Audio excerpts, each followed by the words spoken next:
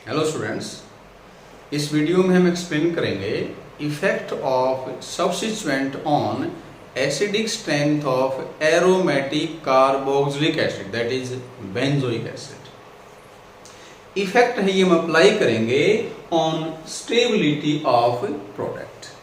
Benzoic acid after deprotonation loss of proton क्या form करेगा? Benzoate ion. तो जो सब्स्टिट्यूएंट इस बेंजोइट आयन को इस कंजुगेट बेस को स्टेबलाइज करेंगे वो इसकी एसिडिक स्ट्रेंथ को इंक्रीज करेंगे, क्योंकि जितना ये स्टेबल होगा उतना इसकी फॉर्मेशन जल्दी होगी। तो अगर यहां हमने रिलीजिंग ग्रुप अटैच कर दिया, रिंग में अगर हमने लीजिंग ग्रुप अटैच किया तो वो क्या करेगा? वो इलेक्ट्रॉन डेंसिटी को अल्टीमेटली बढ़ाएगा। कहां पर? On oxygen atom. और इलेक्ट्रॉन डेंसिटी अगर बढ़ेगी तो उससे नेगेटिव चार्ज बढ़ेगा। चार्ज के इंक्रीज होने से रिएक्टिविटी बढ़ जाती है, क्योंकि जितना नेगेटिव चार्ज ज्यादा होगा उतना टेंडेंसी टू लूज इलेक्ट्रॉन ज्यादा होगी, दैट इज रिएक्टिविटी ज्यादा होगी। और रिएक्टिविटी ज्यादा होने से स्टेबिलिटी कम हो जाती है। तो हमें क्लियर हुआ रिलीजिंग ग्रुप इसको डिस्टेबलाइज करेगा, जिससे बेंजोइक एसिड की एसिडिक स्ट्रेंथ कम हो जाएगी। और विथड्रॉइंग ग्रुप क्या करेगा? वो इसको स्टेबलाइज करेगा। क्यों करेगा स्टेबलाइज? क्योंकि इलेक्ट्रॉन विथड्रॉइंग ग्रुप है ना, वो इलेक्ट्रॉन डेंसिटी रिंग में कम करेंगे और अल्टीमेटली डेंसिटी यहां भी कम होगी, जिससे नेगेटिव चार्ज कम होएगा और स्टेबिलिटी बढ़ जाएगी। तो विथड्रॉइंग ग्रुप ने इसको स्टेबलाइज किया, जिससे बेंजोइक एसिड की एसिडिक स्ट्रेंथ या एसिडिटी इंक्रीज होगी। ये हमने फर्स्ट पॉइंट लिखा। Electron releasing group decrease and electron withdrawing group increase the acidic strength of benzoic acid. Second point, effect of electron releasing group या electron withdrawing group is greater at para position than meta position. अगर हम para substituted की acidic strength Meta substituted से compare करेंगे तो हमें देखना है कि पैरा पे इफेक्ट ज्यादा है। रिलीजिंग है तो वो वीक एसिड होगा और विथड्रॉइंग है तो वो मेटा वाले से स्ट्रॉन्ग एसिड होगा।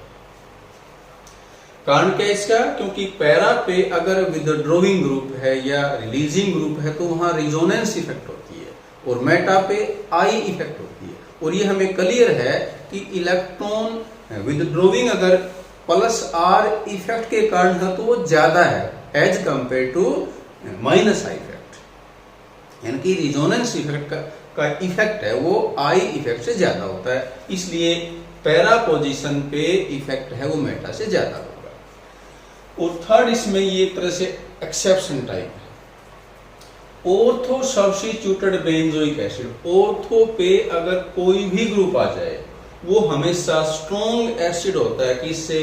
बेंजोइक एसिड से, चाहे ग्रुप है वो इलेक्ट्रॉन रिलीजिंग है या इलेक्ट्रॉन विथड्रॉइंग है, और इसको बोलते हैं ऑर्थो इफेक्ट। तो समझें ऑर्थो इफेक्ट क्या है। ऑर्थो पे ग्रुप आने से एसिडिक स्ट्रेंथ बढ़ती क्यों? देखें, ये हमने बेंजोइक एसिड का बेंजोइट आयन लिया। क्या करेगा ये? बेंजोइट आयन के अंदर जो ये फिनाइल रिंग है ये प्लस आर इफेक्ट शो करता है, जैसे हमने फ्लो दिखाया। और इस प्लस आर की वजह से यहाँ नेगेटिव चार्ज बढ़ा। इस रिंग के अंदर से मानो आगे फ्लो दिखाएंगे तो नेगेटिव चार्ज बढ़ा, और नेगेटिव चार्ज बढ़ने से हम क्या कहेंगे? बेंजोइट आयन डिस्टेबलाइज हो जाएगा। यानी कि रिंग की प्लस आर इफेक्ट से बेंजोइट आयन की स्टेबिलिटी कम होती है, और स्टेबिलिटी कम होगी तो एसिडिक स्ट्रेंथ कम होगी। लेकिन अगर ऑर्थो पे ग्रुप आ जाए तो ऑर्थो पे ग्रुप आने से इन दोनों के अंदर स्टेरिक हिंड्रेंस स्टार्ट हो जाएगा। ये हमें क्लियर है कि अगर दो एडजेसेंट ग्रुप के बीच डिस्टेंस है वो अगर कम है, वन डर वाल रेडियस से कम है, तो उनके इलेक्ट्रॉन एक दूसरे को रिपेल करते हैं और उसको हम क्या बोलते हैं? Steric hindrance. तो इस स्टेरिक हिंड्रेंस के कारण क्या होगा? इस CO नेगेटिव आयन का प्लेन चेंज हो जाएगा। रेजोनेंस तब तक है, फ्लो ऑफ इलेक्ट्रॉन तब तक होता है जब तक वो एक प्लेन में होते हैं, लेकिन स्टेरिक हिंड्रेंस की वजह से ये CO नेगेटिव है, ये बेंजीन रिंग से दूसरे प्लेन में चला गया। और ऐसा होने से अब रिजोनेंस इफेक्ट नहीं होगी, यानी कि अब ये जो रिंग है इस बेंजोएटाइन को डिस्टेबलाइज नहीं कर पाएगा और उससे एसिडिक स्ट्रेंथ बढ़ जाएगी। तो इसको हम बोलते हैं ऑर्थो इफेक्ट। अब हम कंपेयर करते हैं, ये अपने पास 4 कंपाउंड हैं, इसमें एक बेंजोइक एसिड है और बाकी 3 में हमने क्या कर रखा है, electron releasing group CH3 introduce कर रखा है, ऑर्थो पे, मेटा पे और पैरा पे।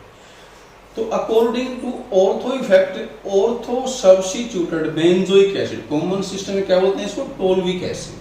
IUPAC नेम क्या है इसका, ये 1 कार्बन, ये सेकंड 2 मिथाइल बेंजोइक एसिड, ये सबसे स्ट्रॉन्ग एसिड होगा। रीजन बताया हमने, ड्यू टू ऑर्थो इफेक्ट। अब बाकी जो 3 हैं उसमें बेंजोइक एसिड स्ट्रॉन्ग होगा, क्योंकि CH3 एक रिलीजिंग ग्रुप है और अभी हमने बताया था रिलीजिंग ग्रुप इसको डिस्टेबलाइज करेगा और इसकी स्टेबिलिटी कम होने से इसकी एसिडिक स्ट्रेंथ कम हो जाएगी। तो अब इफेक्ट है वो कहाँ ज्यादा है, पैरा पे, क्योंकि पैरा पे CH3 रिलीजिंग किस वजह से है, हाइपर कंजुगेशन की वजह से। यहां भी रिजोनेंस की तरह से इलेक्ट्रॉन का फ्लो होता है, जबकि मेटा पे अगर CH3 तो क्या शो करेगा, प्लस आई इफेक्ट। अब जो हाइपर कंजुगेशन का इफेक्ट है वो इंडक्टिव इफेक्ट से ज्यादा होता है, इसलिए पैरा पे अगर CH3 है तो वो वीक एसिड होगा as compare to meta position. तो इन तीनों में क्लियर, हमें बेंजोइक एसिड सबसे स्ट्रॉन्ग होगा, क्योंकि बाकी 2 में रिलीजिंग ग्रुप हैं जो एसिडिक स्ट्रेंथ को कम करते हैं, और ज्यादा कम कौन करेगा, पैरा वाला। क्यों, क्योंकि पैरा पे CH3 ने कैसे हो किया, हाइपर कंजुगेशन।